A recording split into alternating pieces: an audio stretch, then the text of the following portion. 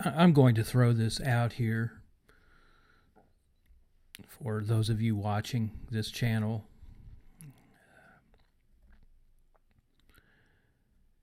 And I dare say there are some of you, if not many of you, who are men and women of faith, whether you believe in Jesus or you're Jewish.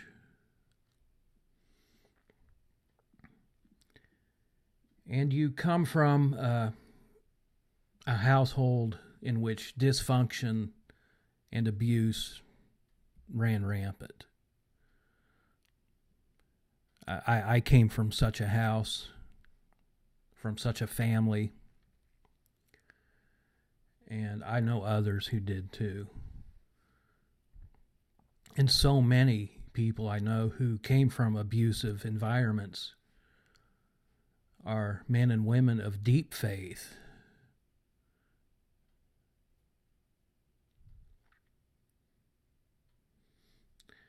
I know some who are atheists also, yet who are men and women who have a deep-seated sense of right and wrong.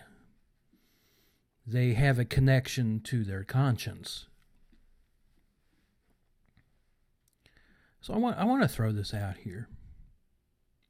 I'm titling this video, Religious Persecution Starts at Home. Because I believe there are many, many people of faith who experienced what the Bible calls persecution, and they've been taught or conditioned to call it abuse, which it is. It is abuse.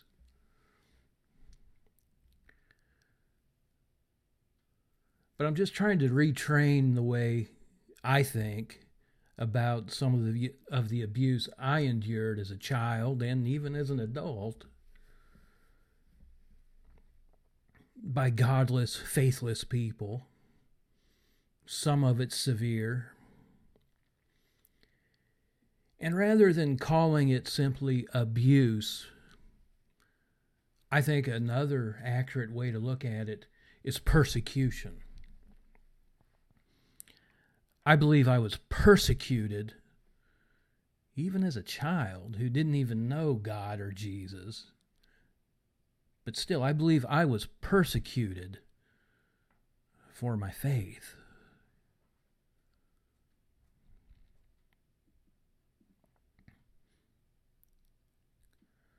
I looked up the word persecution, the definition of the word. It's really interesting.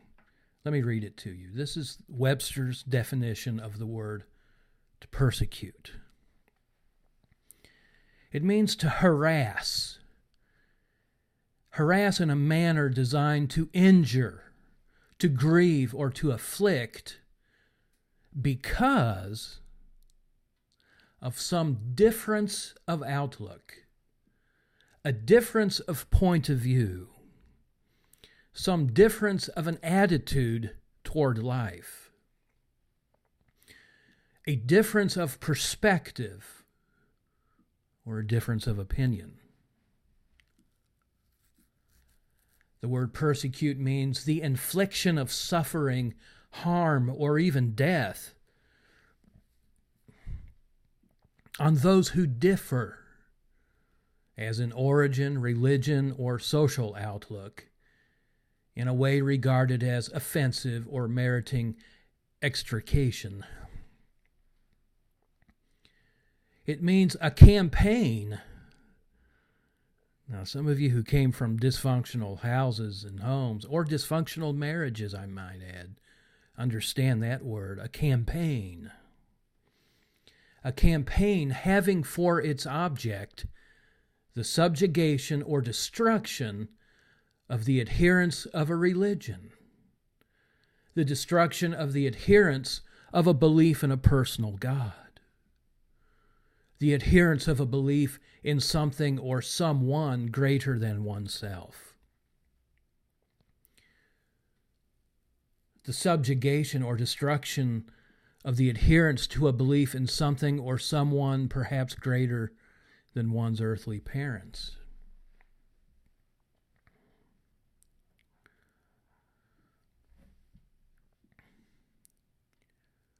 I'd like to quote Luke chapter 21, verses 51 to 53 out of the Amplified for you. And this has to do with persecution, religious persecution, persecution based on a difference of beliefs, a difference of attitude, a difference of perspective.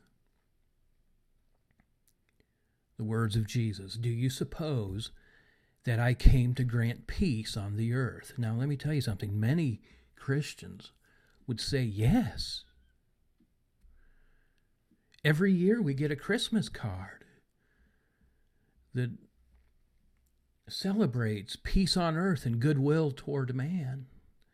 Yes, Jesus came to bring peace.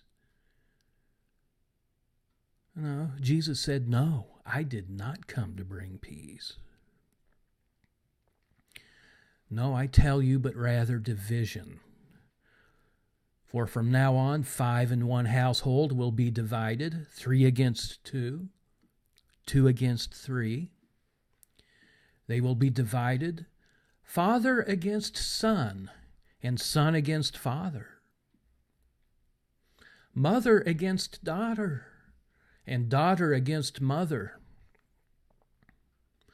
mother-in-law against daughter-in-law, and daughter-in-law against mother-in-law." We see here a picture of fathers persecuting their sons, of sons persecuting their fathers because of a difference in belief. A difference in belief.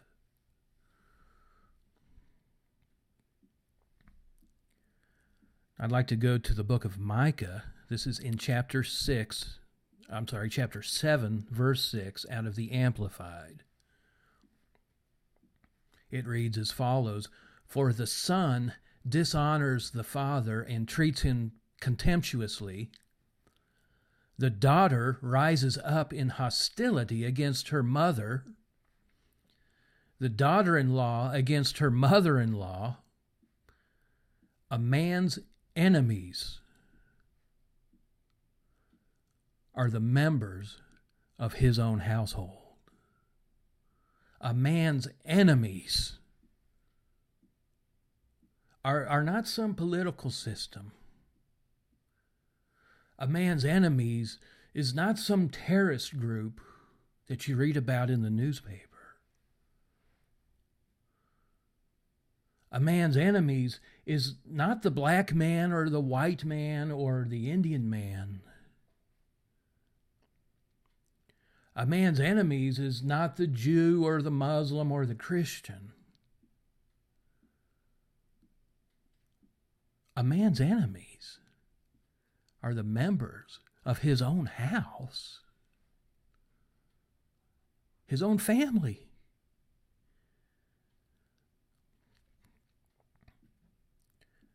I went ahead and looked up the word enemies in the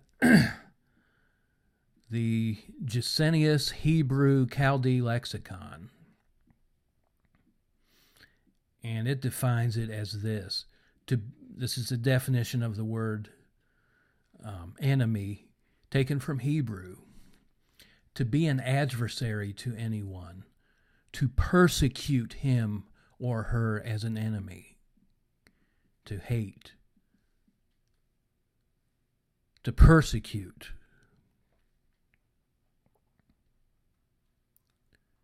Now, if we were to paraphrase Micah chapter 7, verse 6, we could paraphrase it as follows: a man will be persecuted by members of his own household, by members of his own family. How many of you have experienced this? How many of you have at least recognized, my family of origin abused me? I'd like to take it a step further and say you were persecuted for your faith. You were persecuted. That God sees it as persecution.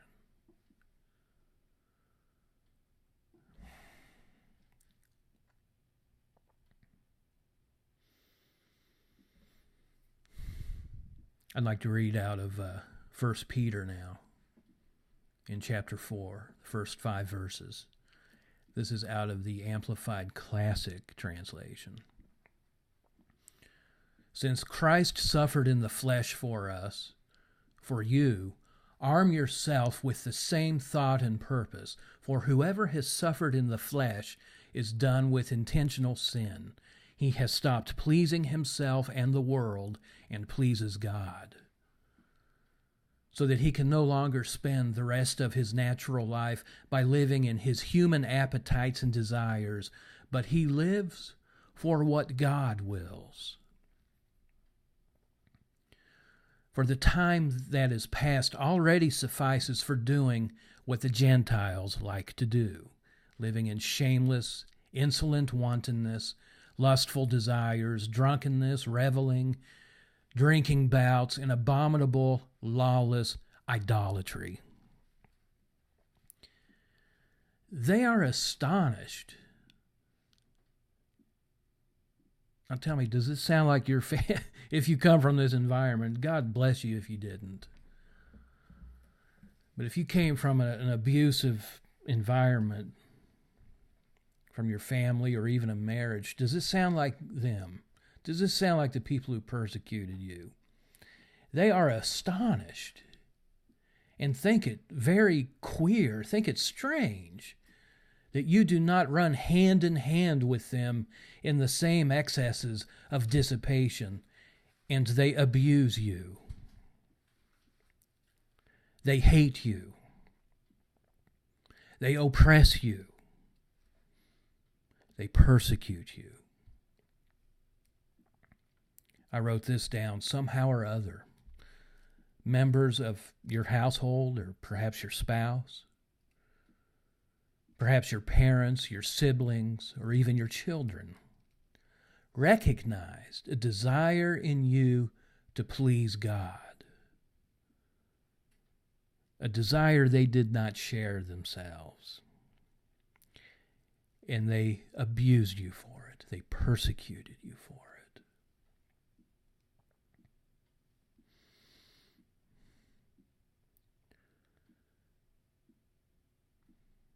Somehow or other, they recognized a heart for God in you. Now, not all of you. I'm only speaking to you who experienced this type of persecution growing up from your family, or perhaps you married a spouse.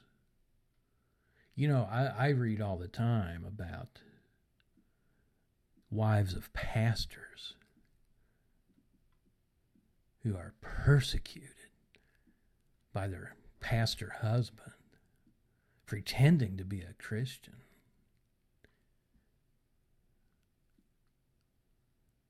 Now that's crazy.